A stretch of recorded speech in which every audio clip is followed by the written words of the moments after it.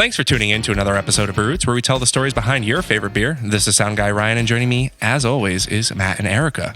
And our new friend, Corey. That's right. I call him Charlie because I'm an asshole, and obviously don't rehearse before.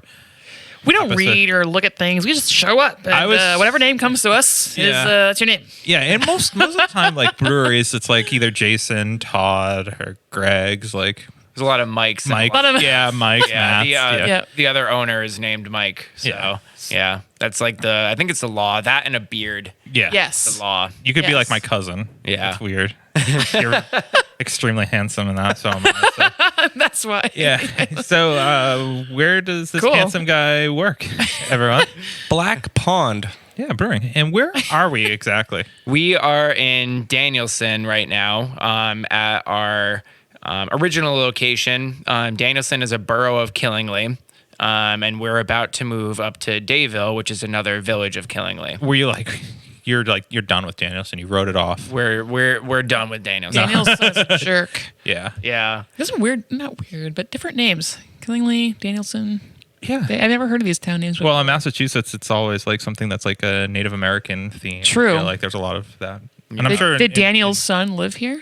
Danielson, like from Karate Kid? I don't know. Maybe. Like Ralph Macchio? Was he here? No. It was Danielsonville before it became a borough. So there must have been a guy. Yeah, must have been, I don't know right? if it was the Karate Kid or what, but there was a Danielson dude here at some point. Danielson. Yeah, exactly. Cool. Glad we got that out of the way. Yeah, so do you believe in aliens? Yeah, no, I'm just kidding. So we'd start the podcast. We kind of ask our guests like what they've been drinking. I know recently I've been just trying to get through all my Oktoberfest before we have to drink shitty, Christmas style beers and winter style I beers. like winter beers. Why? I'm just don't curious. know. Why? What do you like about them? I talk shit about them so when often. they're not like over the top, if they're like well balanced and not like, tons of sweet cinnamon and whatever else. I don't know. Like it's Yeah. I don't know. I like a little different. It's different. You only get them once a year, and I don't know. You know what, Matt? Yeah, I don't know. I just don't. I don't care what you think. Yeah, that's fine. The only Christmas beer I've ever had that I liked, and this was many moons ago, before I was legal to drink, was 13th Hour by Sam Adams. It was a very special release. Couldn't get in stores. You had to get it at the tap room.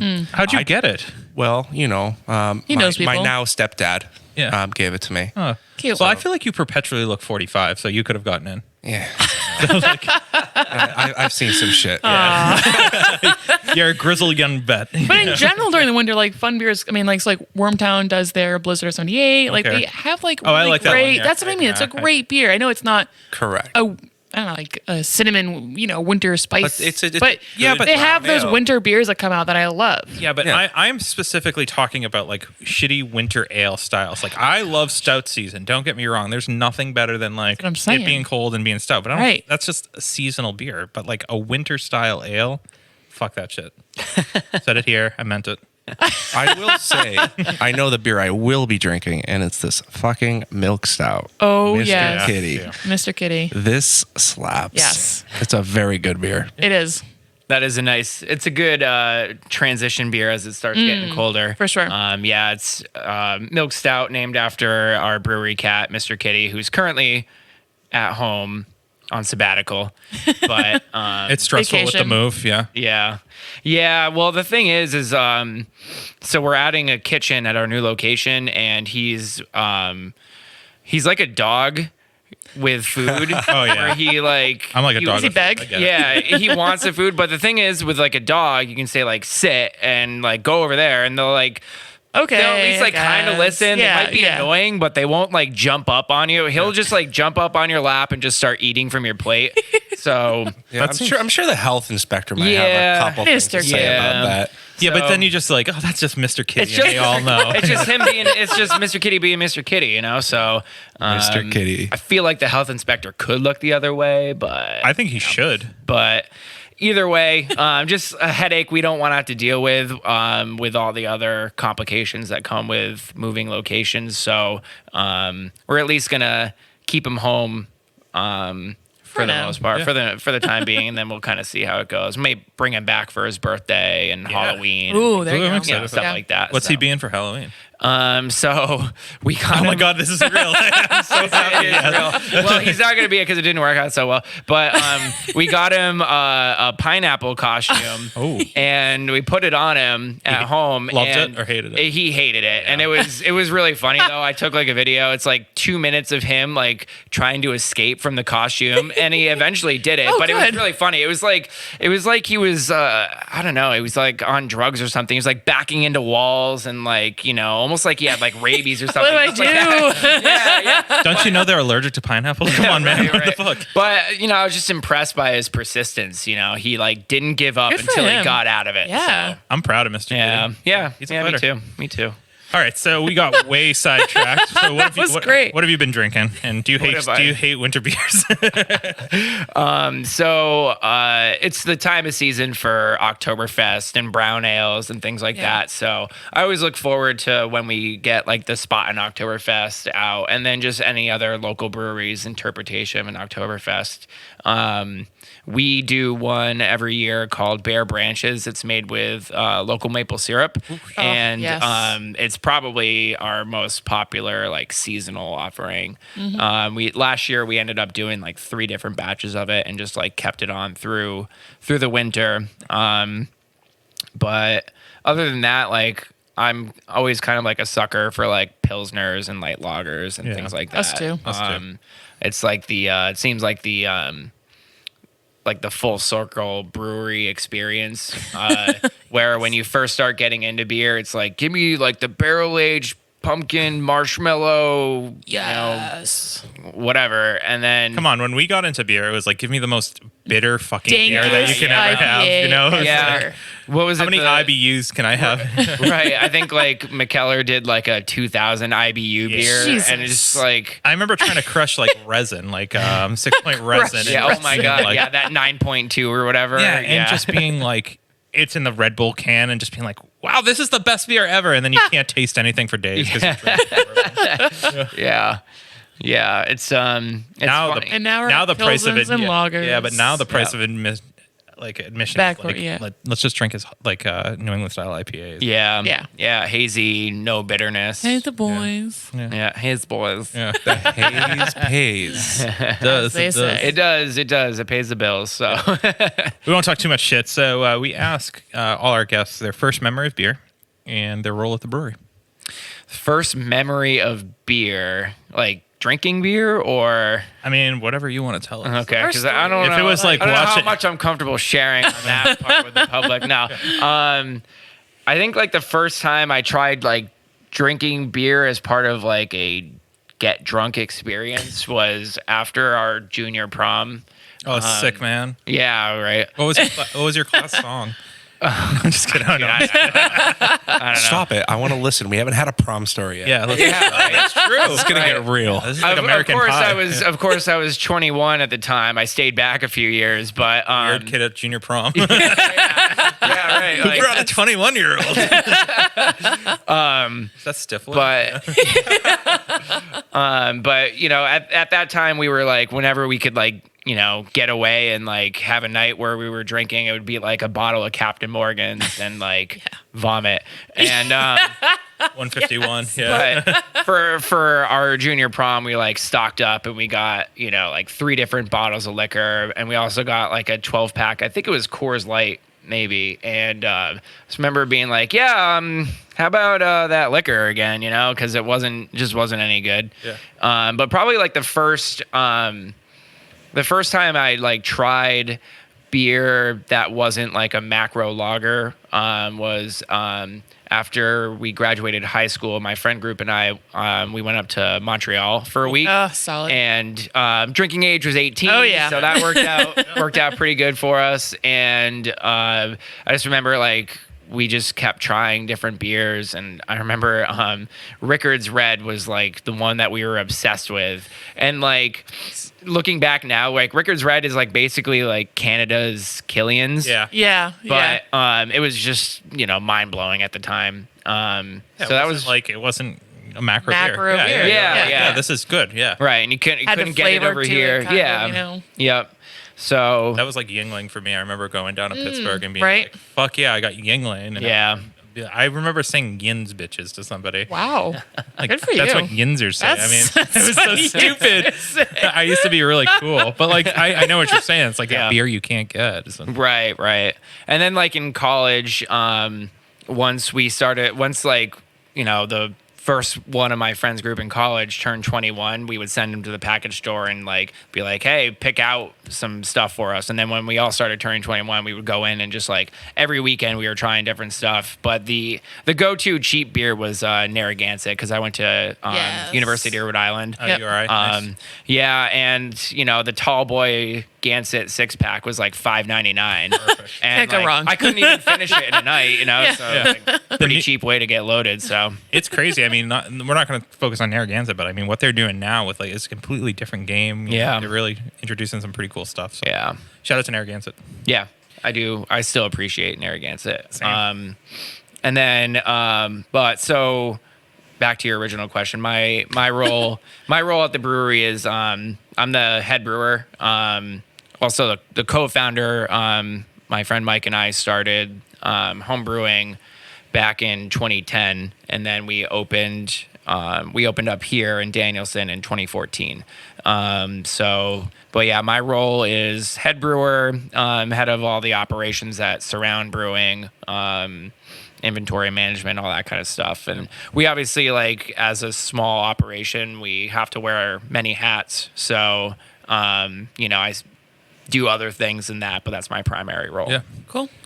Northern Connecticut, right? That's the region we're in. I mean, what's Northern Connecticut known for? Cows and We've noticed the cows. Yeah, Yeah. agriculture. Yep. Yeah. agriculture. Well, we're called the quiet corner. Okay. So obviously that kind of gives you an indication. Is that a of what good thing we're or a bad known thing? for. Like when you're a little kid, get in the corner. Yeah. Go You know? be quiet in the corner. Yeah. Great place to grow up, but you kind of want to move out when you get to college. Yeah. That's funny. We did a collaboration beer with Relic Brewing a couple years ago, and we called it the Silent Corner, and the label was a little girl standing in the corner. She was in trouble. Poor thing. Yeah, and yeah. So what are we known for? That's about it, really. Cool, We have the cool. Woodstock Fair. It's people know that. Yeah, Like for I'm sure. always surprised that people know about it, but apparently It's a good fair. Everybody in New Yeah. England. It's like kind of like the Freiburg Fair. Like I know about the Freiburg Fair. Never but been. I've never been. Yeah.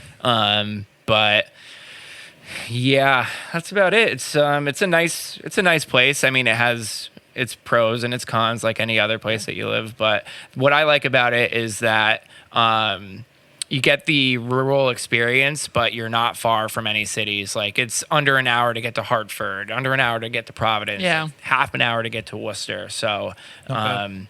you know, you kind of get the best of both worlds. For sure. Did this area desperately need, the pickup of like a brewery? I think so, yeah. Especially so, as I mentioned before, we opened in 2014, and when we opened, we were, I think, the 14th brewery in all of Connecticut. Wow. And none of them were up this way. The Yeah. closest one was Willimantic Brew Pub, and obviously in Willimantic, about half an hour west of here. Obviously. We know the area so well. Yeah. Obviously. But other than that, and they were just a brew pub, so they didn't distribute it all. It was just a place where you could go and have their beer and there and have dinner and things like that. But you couldn't go to a package store and get it. Yeah. So we were the first like kind of distributing brewery to open in Northeast Connecticut. Really until Taylor Brook added the brewery. I think 2 years ago now. Yeah. And then last year, about a year and a half ago, Bare Hands in Putnam opened. And then Epicure opened a little bit before that. So it's nice to have the neighboring breweries because when people travel, they like to go to a couple different breweries. And being Right. so remote, Yeah. it was tough if you were from like New Haven, just coming up here to see one brewery and then, going back home or whatever. So Wasn't a destination. yeah, exactly. So Connecticut, right? Like it's a big state, right? You border a ton of different states. Obviously, you're bordering Rhode Island, Massachusetts. Massachusetts has over 200 breweries. Rhode Island has a number of breweries. 2014 was like when you entered kind of the scene. How many breweries? And you said what, like 14. Yeah, we were. I think we were the 14th to so open cool. in That's Connecticut. crazy. Did you just see opportunity, like the writing on the wall? Like you were seeing like what's going on to the north, how many breweries were open in 2014 in Massachusetts, probably like what, 90, 100? Yeah. But you were the growing industry. Why 2014 and why did you make that jump? I'm guessing you didn't just like say like my career is beer, right? Like Yeah. So at the time, I was working up in Southbridge, Mass. I worked with adults with disabilities, and while the job was like rewarding in a lot of ways, it wasn't what I saw myself doing for the rest of my life.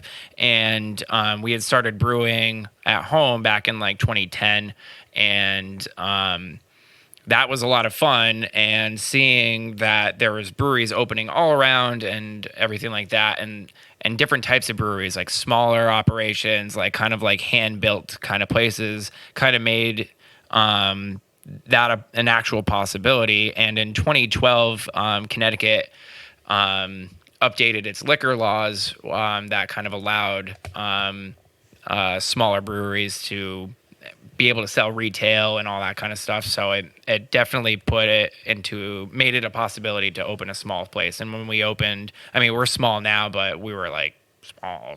It was like a glorified home brewery. Yeah. At the time. But yeah, seeing what other places were doing and being able to open in different ways without having to put in a ton of capital and put in all that risk.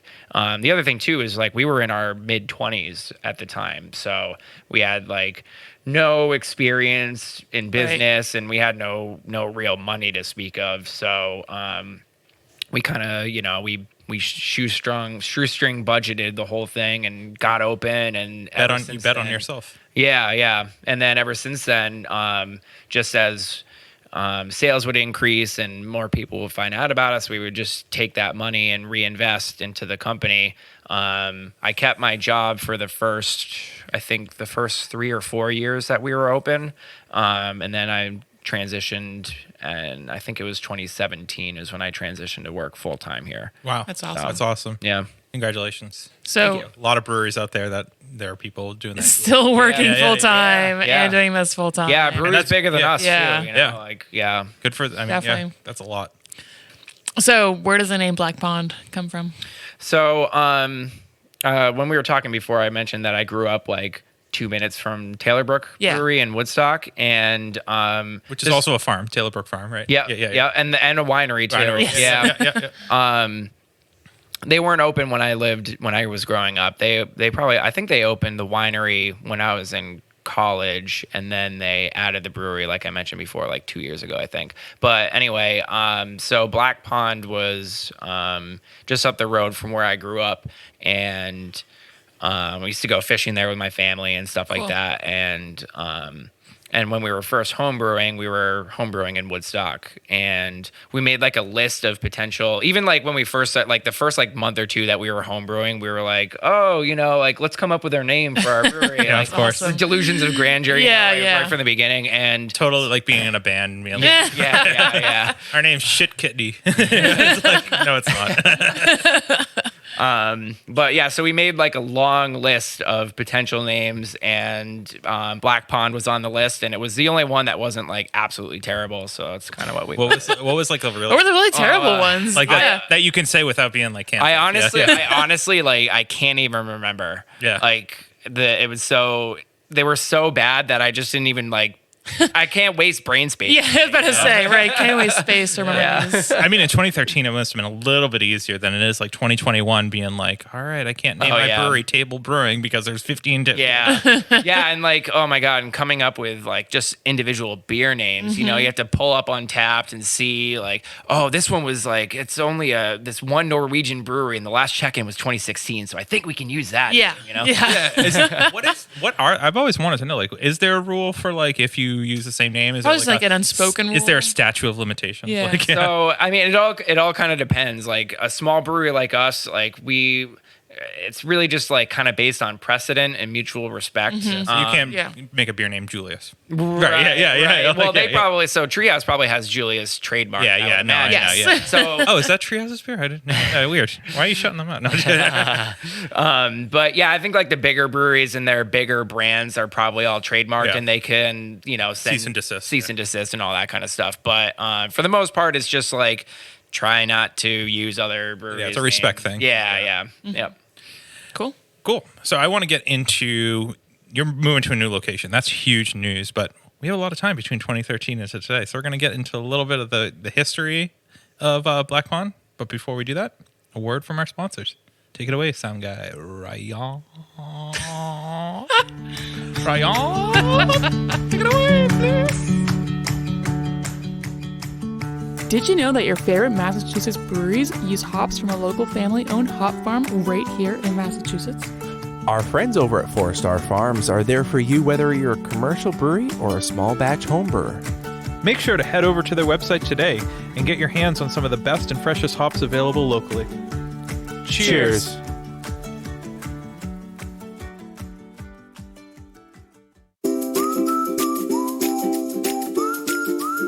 At our local homebrew shop, Beer and Wine Hobby, you can get everything you need to make beer, wine, cider, cheese, and more. Not sure where to start? They have knowledgeable staff there to help. Beer and Wine Hobby is family-owned and located in Danvers, Massachusetts. Visit their website, beer-wine.com, and use our promo code BREWS for 10% off your online order today.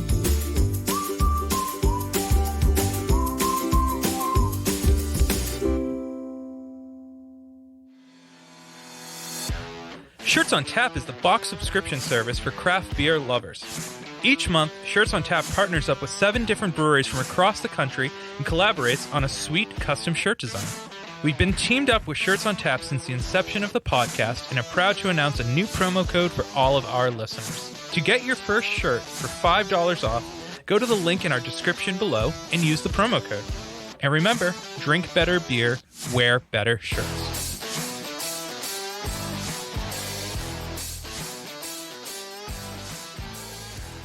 And we're back. Erica's favorite way to reintroduce the episodes. And we're back. And we're back. It's great.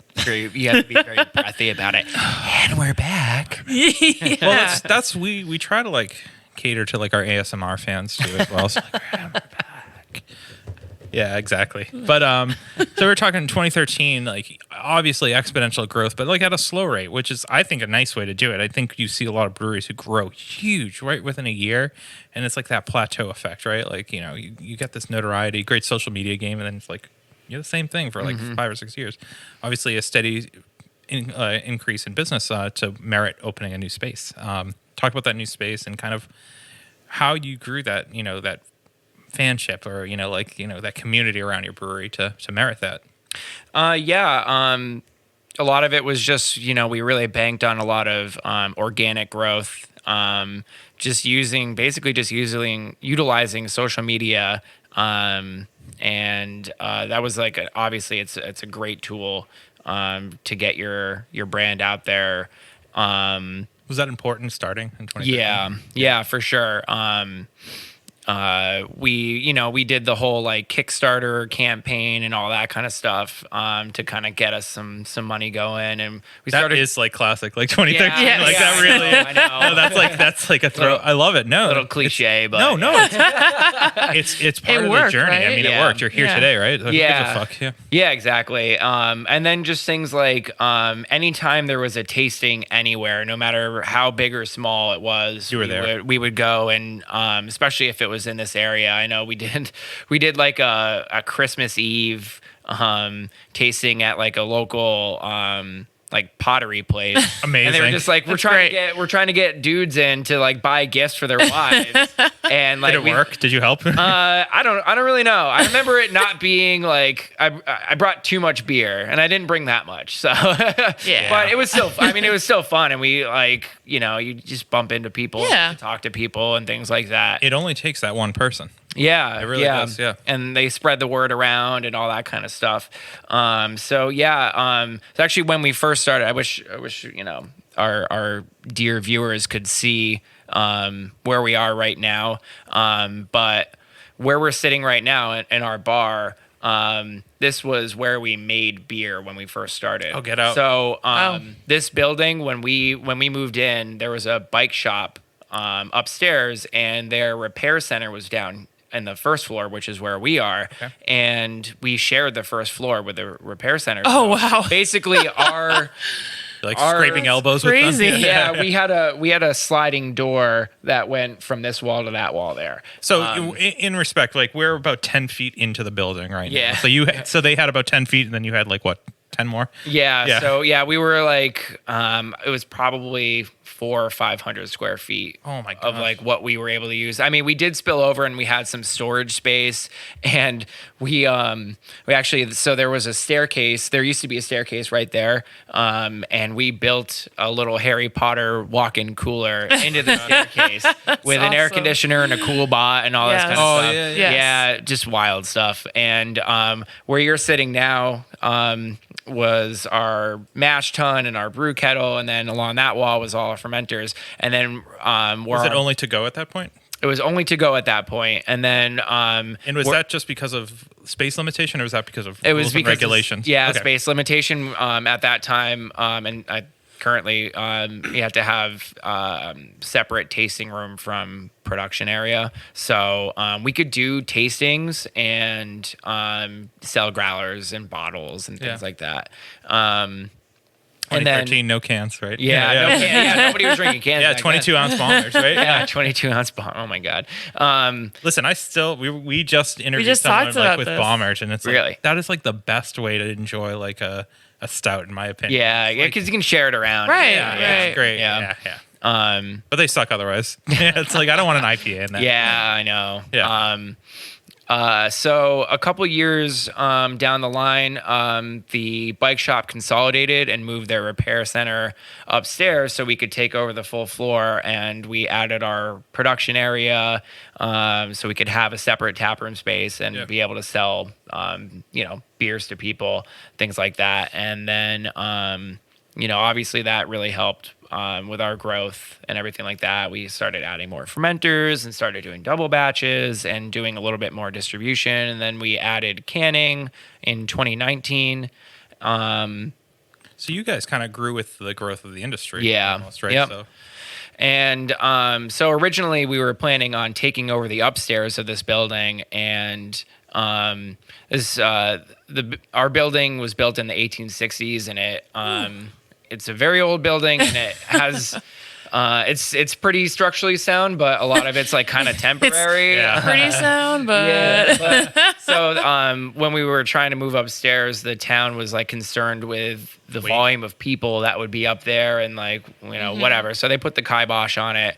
It ended up being a blessing in disguise because it forced us to start looking outside of our current space, and we ended up finding this place on Route 101. It's called Hartford Pike, and it has like. We found it. It's got a loading dock, and it's a it's a cool location. We Everything were you parked need. there. Yeah. yeah, and it's like 5 times bigger than this building, and like just everything about it was just like it's just more geared towards a production facility. So we started the process of purchasing that building, and we closed on it in March of 2020. About Nice. 5 days before the world shut down. Oh, nice. Yes. Perfect. Yeah, so it was That's the great. best day. Yeah. It was great. So we started paying a mortgage and rent while we couldn't actually like Do anything. do anything. really do Yeah. anything. So And we're still here today, though. Let's we're look at- still here yeah. somehow.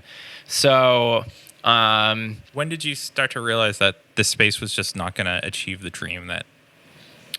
I think like once we found out that we weren't going to be able to take over the upstairs, we're like We've gone as far as we can. Yeah, we've crammed as much as we could into this space, and if we wanted to do anything else, the writing was on the wall. Like we'd have to look for another location, and What was that? Anything else that you'd want to do?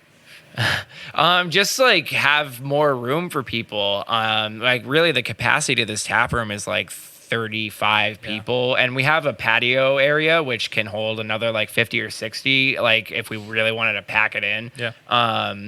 But there would be nights where where people would come in and the place would be packed, and people would open the door and see there was too many people, and then they go leave. And when you look at it, the place was packed, but it wasn't that many people, like 30, 35 people. And if somebody just stays there the whole night and drinks 2 beers, it's tough. Yeah.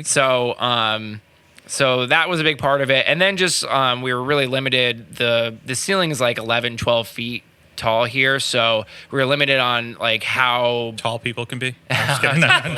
Well, we already have that limit in place. Yeah. It's just a personal restriction. Like I don't really like too tall people. 8 feet or over. No way. But just like limited the amount that we would ever be able to brew here. Of course. So that kind of prompted us to start looking. And we looked through the windows. We saw the tanks, the new space. It's like exciting, right? Yeah. It's a big space, and it's really kind of like we look at it as like our forever home. We don't think we'll ever have to move after. So room for expansion. As things improve. Yeah. That's awesome. Yep. And the other nice thing is that it's on 3 acres of land. Most of it's undeveloped at this point. Yes. Okay, cool. Further on down the line, we can clear out some of it and add either more outdoor space, add like a disc golf course, add a go-kart track. All right. Go-kart track. Maybe like a stage for music. Yeah. Just like there's a lot of possibilities that we can That's cool. that we can do there. So and the other nice thing is that it's all technically within the same town. I mean, it's different parts of the town, different village, different borough. But it's still the same community. Yeah, and it's people like the town people that we have to deal with for all of our permitting are people that we already know very well. Yeah. And it's less than 10 minutes from our current spot, so it doesn't like alienate anyone. Yeah. Yeah. So, That's cool. Yeah, it really just like couldn't have worked out better. Yeah. So Northern Connecticut, what are people drinking? I know in Massachusetts and this New England area, it's like the New England style IPA. Is that what is keeping the lights on? Or? Oh, for sure. Those are always our best sellers. We have one called Hold My Juice Box. That's great. That's been our number one seller for the past couple of years. Call it a flagship, or? Yeah, for sure. So when we move, we're going to be focusing on 3 kind of core brands. Okay. And Hold My Juice Box is one of them. And Such then a good name. Yeah. And then the other IPA that we're focusing on it's called Moves. Okay. Very aptly titled. But more of your 6.5%, just like kind of crushable IPA, go-to IPA. And then the other one will be our Pilsner. It's called Foam Economics. Cool. And you're going to have a Pilsner beer full time. Yep. That's awesome. That's Yep. awesome. So those are our Yeah. 3, and then we'll rotate in and out like double IPA, double stout, fruited sours, but those will be the 3 that we kind of lead with and focus on for like distribution and things like that. So. Yeah. Like any barrel aging or anything at the new place? Is that something that was limitation here because of space? Or So we've done some barrel aging here, but that will definitely be something that we'll be able to incorporate more of with the additional space. So yeah, I'm excited about that. And I have, someday I would love to get a cool ship there and do like the real funky sour. Yes. yeah, of course. Yeah, spontaneous fermentation kind of stuff. So yeah, the possibilities are they're available there. So this move is about more room for production, but also kind of get into the like hospitality game, right? Where you've kind of not had that opportunity here. I mean, I think people have come here, they've enjoyed it, but they want more. Yeah, more. Yeah, again, just more space. We have at the new spot we have like a main tap room area and then kind of like an overflow tap room spot that we could also rent out for private events and things like that. So there's that opportunity. And then we're adding a kitchen as well.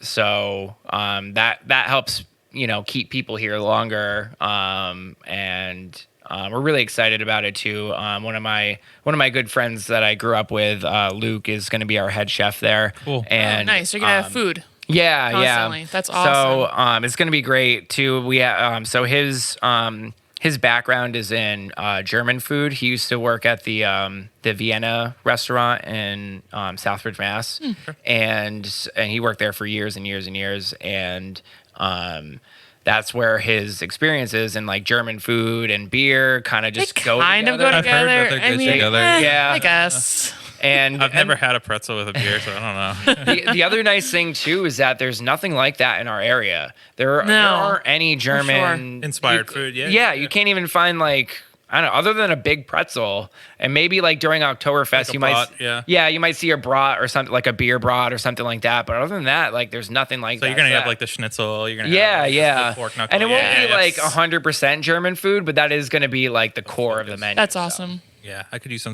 good sauerkraut right now. We'll yeah, come back. Yeah, yeah. Yeah, absolutely. I'm always interested with like the area and what the people are drinking. It seems like I don't know the area so well, so correct me if I'm wrong, but a very blue collar, working class area, farming, agriculture. A lot of drinkers who are macro drinkers, I'm sure, right? Yep. We went through the town. We saw Coors Light, Budweiser at every single like, Oh, yeah. on a gas station, whatever. How do you convince someone who comes in here and they see a jalapeno saison like to drink a jalapeno saison? Try it. You'll like it. It's so for that, like that's the Machu Picchu, the jalapeno saison. That's a kind of beer where regardless of like what you think, whether you think you're gonna like it or not, it's intriguing. And so the big thing for a beer like that is just saying like, hey, I know it sounds weird, but you just got to try it. And like if somebody seems skeptical or whatever, we just pour them a little sample and say, just try it. Like that's, you know, the best way. And it doesn't work for everybody, but you know, a lot of times your average like macro drinker might actually be like, oh my God, this is like Sick. I didn't know Yeah, I didn't know I wanted this beer in my life, but now it's here and it's never leaving. So, so you know, it's just all about like your approach. And you know, if you give somebody a glass with a couple ounces of beer, they're gonna try it. Right. You know, like it doesn't matter if they've No harm, no foul, I've never liked anything with peppers in it before, but it's like, well, I'll try it. And like, yeah, a bunch of times it works. And so it's really become a staple beer of ours. But to go back to your question about like convincing like somebody who may only really have experience with like a Bud or a Coors or something like that, we do make we call them like beer flavored beers, and one of them is the Foam Economics Art Pilsner. But we also have a light lager called Hella Light, and That's a good name. Yeah. yeah, and we like especially in the summertime we brew a lot of it, and That perfect like lawnmower beat. yeah, and like, you know, you'll get a group in and there might be one guy there that's like, oh, I'm a Bud Light drinker, and it's just like, here, try this, and that can be like their transition Yeah, into definitely. like, oh, I like that, maybe I'll try your IPA or your Stout or something like that. You know, you get that introductory thing where you go, oh, I can actually drink this. It's not so scary. No, I yeah. I think a lot of times like people have this preconceived notion that like an IPA is going to be like so bitter, right? Like, which is a fair assumption, right? But now like having a New England style one, it's like It's I don't think not. I've had a bitter Yeah, IPA yeah. in some. Yeah. So I want to know like more about the area. Like I want to know like where people should go like when they come down here for like stuff, beer, food, pizza. But our listeners are gonna have to wait until this great podcast sponsor break from Sound Guy Ryan. Take it away. Are you a solo artist, band, podcaster, or anyone else who needs recording services? Well, we got a place for you where your vision can become a reality. Welcome to Small Pond Studios, built by hand with heart and sweat equity by musicians for musicians. Go to smallpondstudios.io to reach out to get more information. And make sure you let them know that Brew sent you.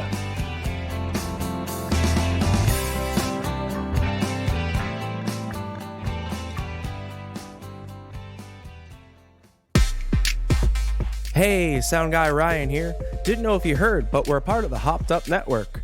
There you'll find other informative podcasts about beer. So go ahead, follow them on social media, and visit them on their website, hoppedupnetwork.com, to learn more about the people, beer, and breweries from around the country.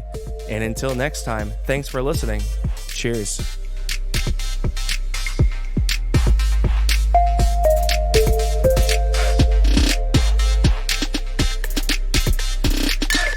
All right, I It might just be because it's lunchtime, and I asked this question before. I'm starving. I'm starving Right? too. But like, we want our listeners, right, to go to the area. We do this with like broad ones where we're like, if we go to Alaska, what's the best like sushi we can get in Alaska?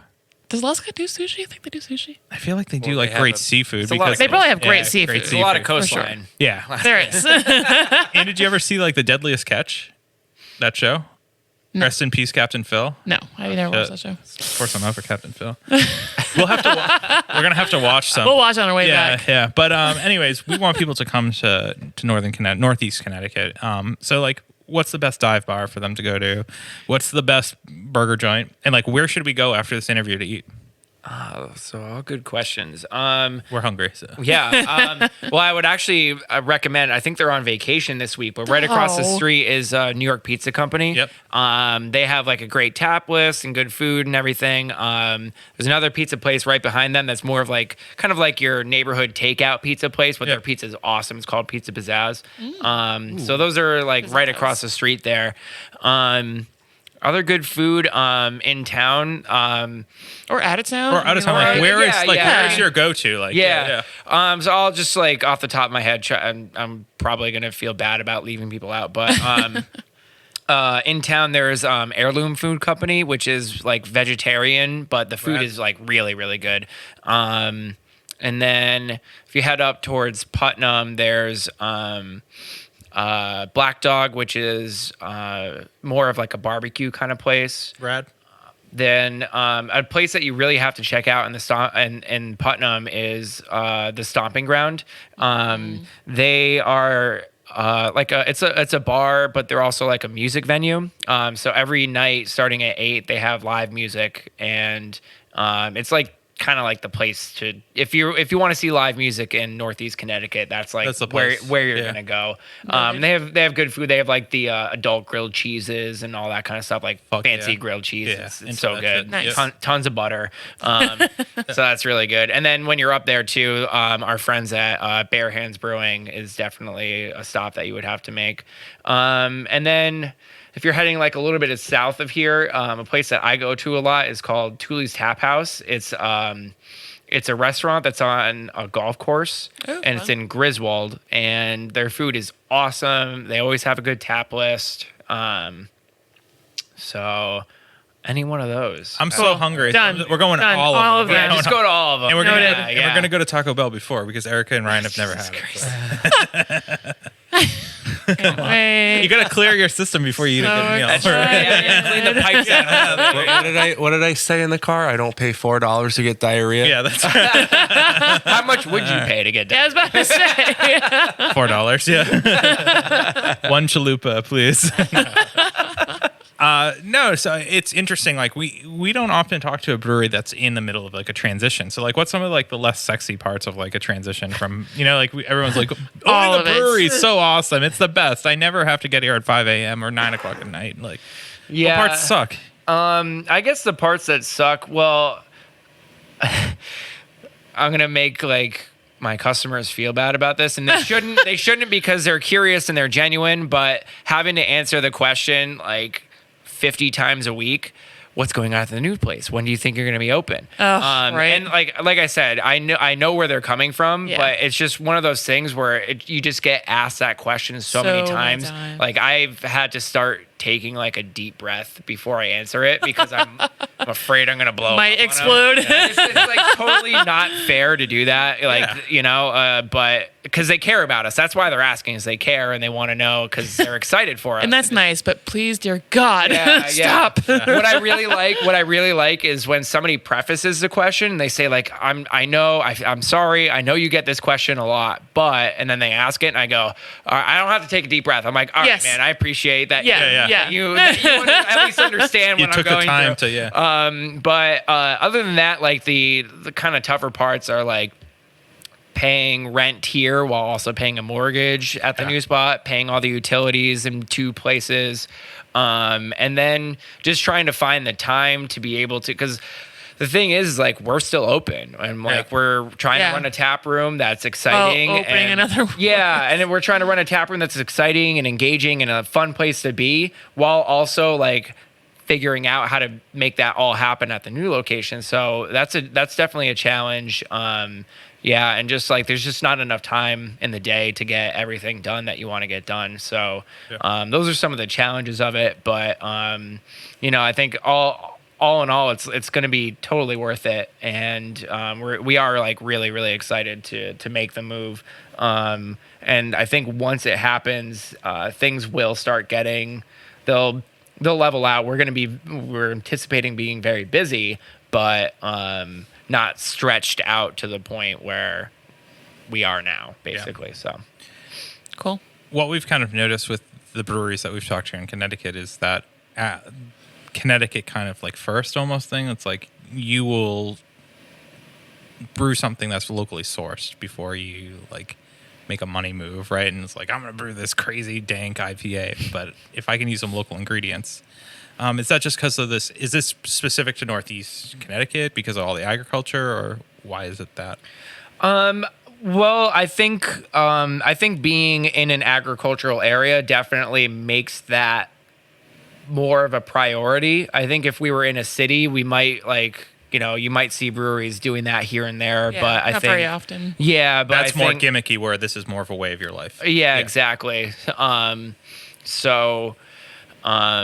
We do a beer every year that we make with 100% ingredients that are from Connecticut.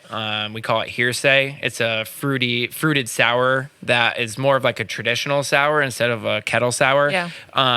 We've been using this like culture of bacteria and yeast for I think 6 years now. Oh, wow. And basically what we do is when the previous year's beer is ready, we transfer it out of the vessel that it's in and leave that culture behind, and then transfer the new one right on top of it, and it just takes off and does its funky thing. So for the last couple of years, we've focused on doing all Connecticut grown ingredients. So we use grain from Thrall Family Malt, which is in East Windsor, Connecticut. And then we've been using hops that we grow here that we age, and then that wild yeast and bacteria culture. And then we use a different fruit from one of the orchards or farms in the area. One year we actually used grape skins from the Taylorbrook Winery. Oh, very cool. So yeah, that's like kind of been our thing. For the most part, though, we don't use a lot of just Connecticut ingredients just because because of logistics and honestly like pricing as well.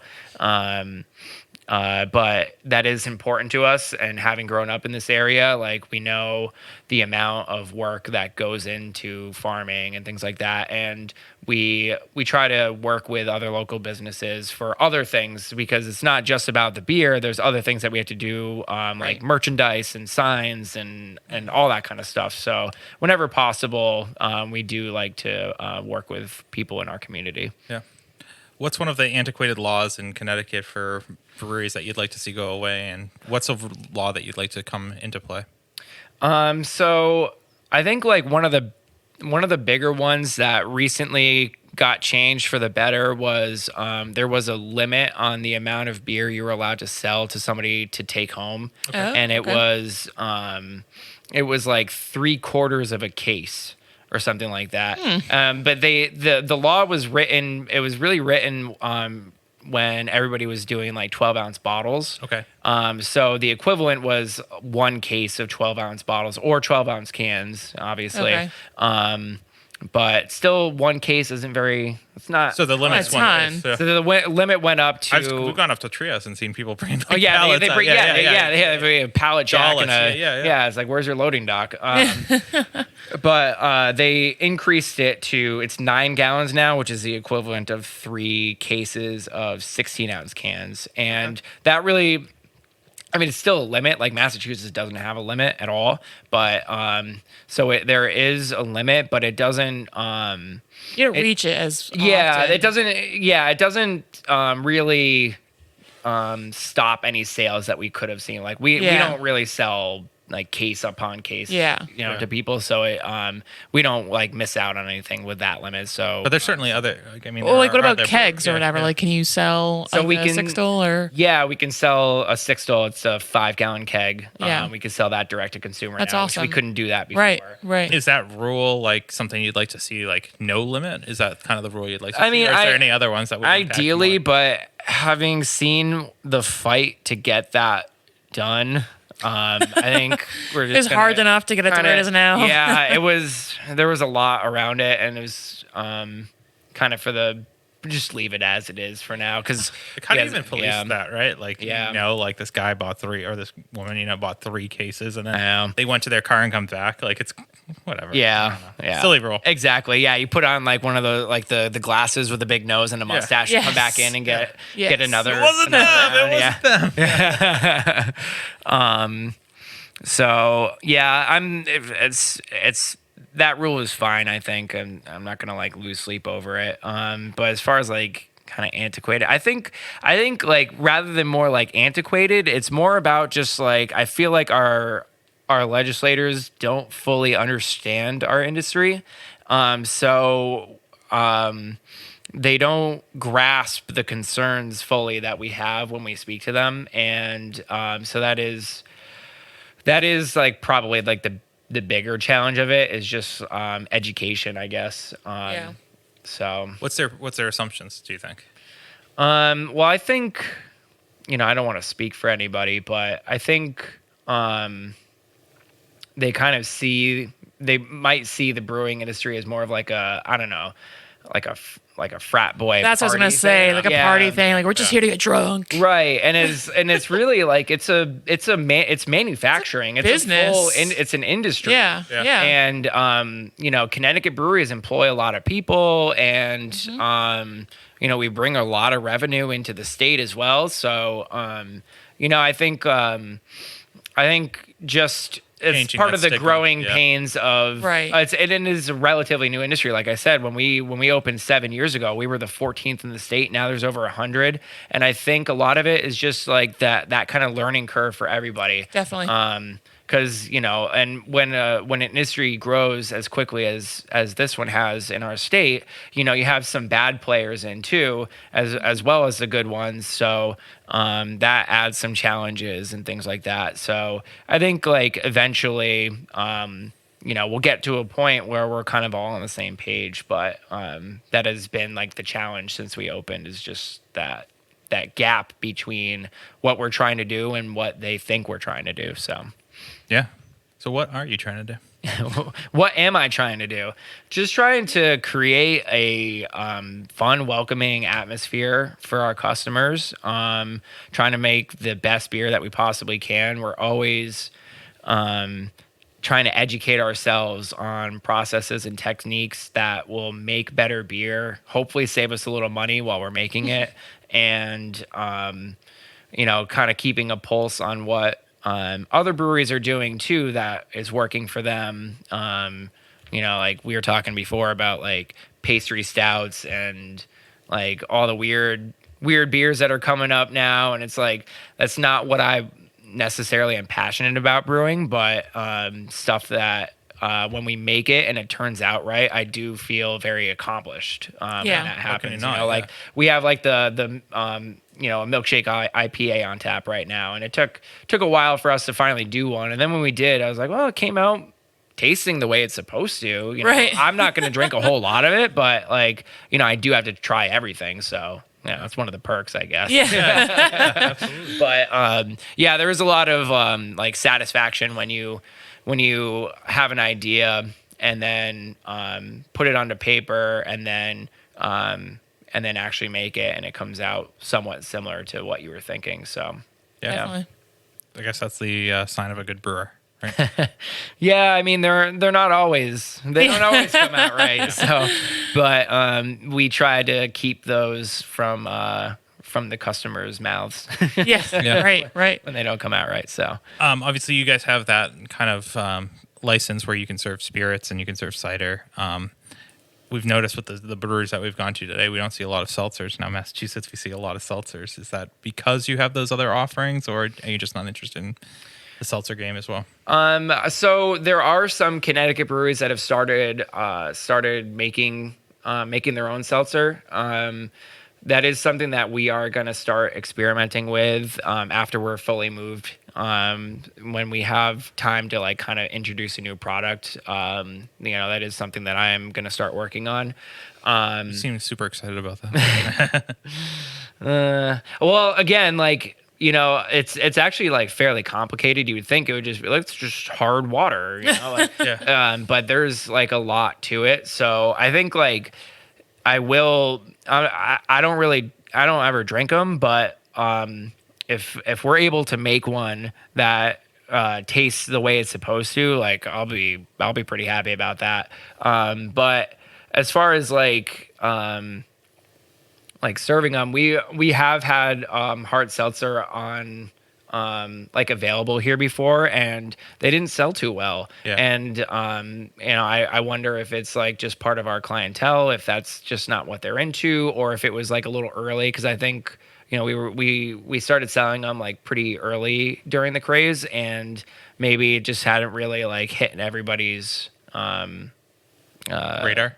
Yeah. Yeah. So So you're gonna reintroduce it at some point. yeah. Give it a shot. Yeah. It'd be a fun challenge. So Cool. Well, I love ending my questions with the seltzer question. Right? Like that's the most invigorating question, right? Like, Sure. that's all I got, Sure. folks out there. So, Erica and Ryan, dig me out of that seltzer hole. So, Yeah. Do you have any good okay. questions? Sure. Well, what would you like to learn more about? geez, that's a tough one. Well, I'm into music. So I'm always kind of like looking for new music to listen to. So any recommendations? What have you guys been listening to? Like I'll put them on my Spotify list. Oh, you don't want to know what I'm looking at. What, Limp Bizkit? Or? No. Yeah, exactly. Polo and Pan, they're like this French band. I don't know. They're pretty good. They're like ambient music. I don't know. Okay, That's I listen cool. to some ambient That's music. cool. Yeah, it's That's cool. Nice. A lot of weird noises. I like music with weird noise. Yeah. Fun. Oh, you've been listening to the band Fun? Yeah. No, I listen to the radio and then just whatever music I've been listening to since, high school. Yeah, that's the kind of rut that I'm You trying to know? get myself out Yeah, of. It's like, yeah. I'm in my mid-30s now, and like for a while, the only new music I was listening to was when one of my like dad rock bands would put out like Right, a new album. Yeah, exactly. Yeah. Yes. So trying to get out of that funk a little bit. NPR is great. NPR is a New Music Friday. So I listen to that. Yeah. That's a great way to listen to new music you never would have before. I guess Not to give them a plug or anything, but like I've been enjoying that. But I guess like speaking of music, what's playing when you're brewing?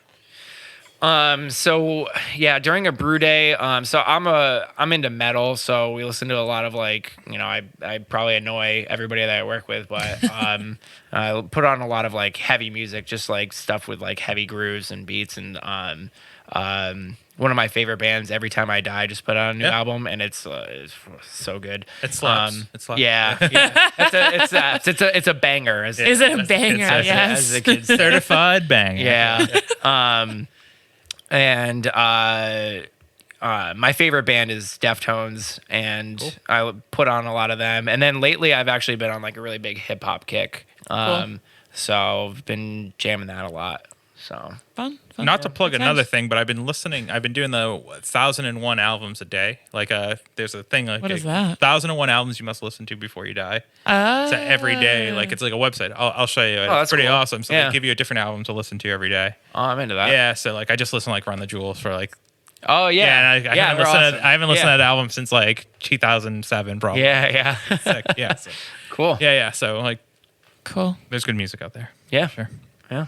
All right, there's good music everywhere, right? But we want people to come and get good beer here. So where Exactly. can they go in the future to get new beer? Because we might not be here at this location. Yeah. So we're moving to 1001 Hartford Pike in Dayville, Connecticut. It's a really easy place to find. We're right off 395, about a mile off the exit. And Hartford Pike is a main artery between Connecticut and Rhode Island. So you won't have any trouble finding us. this place in Danielson is a little hard to find. Yes, definitely. We Yeah. were confused on which door to go in. We Yeah. almost went into the yoga studio. Yeah, and we're like kind of tucked away, and like, but yeah, you'll be Cool. able to find us very easily once we move. Yeah. And you'll be there probably by 2022. Yeah. Hopefully, like everything goes well. It'll be in November of this year. Okay. So hopefully by the time this episode airs, we'll either be open or just about Opening. to. Yeah. So. And our Awesome. listeners might Awesome. already know at that point if they're listening and we spoil it in the episode. So it Yeah, right. might be like in the opener, future Matt might say, this episode, we're live, they're there. Or something like that, right? Cool. Cool. Social media, where are you located? Yeah, we're on Facebook, Instagram, Twitter. Sweet. I think we have a Snapchat account that is not Ooh. monitored at all or ever used. Yeah. Aw. Yeah, it's just 2014 was a weird time. You're trying anything. Yeah. Right. Yeah, maybe like so. Yeah, a lot of the help that we've been bringing on, they're like in their 20s, so maybe they can help us with some of There that you kind of go. You need a Yes. TikTok, yeah. Yes. yeah, I know. Like I don't. It's above my pay grade. Like I like scroll through Instagram, and that's about the extent of my. Or like I'll make like a comment on Reddit, like, "Hey, check out my brewery." Yeah. Like that's about it. Cool. Or I'll post like a picture of the cat because everybody likes Mr. There you go. Yeah. There you go. Well, we're going to drink more beer. And check talk. out all those amazing food places. Yeah, I'm so excited about Yeah. All of them. Go to all of them. Yeah. Well, thank you, Corey, for doing this today. Yeah. So please make your way out to Black Pond Brewery at their new location when it is open. Yes. And just look, we don't want to send you the wrong location. So if you are, Check their socials. use your smartphone or Your thumbs. your thumbs, or call 411 and ask. Yeah. And if Wow, you don't that's have, still a thing. I don't know, we should call it on the I way haven't to done the that next in brewery. years. Let's do it. I'm gonna do it. Yeah, those people must be like, oh my god, we just got a call. I know, right? 411. Hey, where's Epicure Brewing? Yeah, they'll be like, can you please spell that for me, sir? Yes. So use your smartphone, 411, whatever, to find out if they are at their new location before you head there. And then enjoy their beer because it's awesome. We had a lot of Yeah. fun here today. Yeah. Exactly. Well, Thanks for coming down. no problem. Anytime. Cheers. Cheers. Cheers.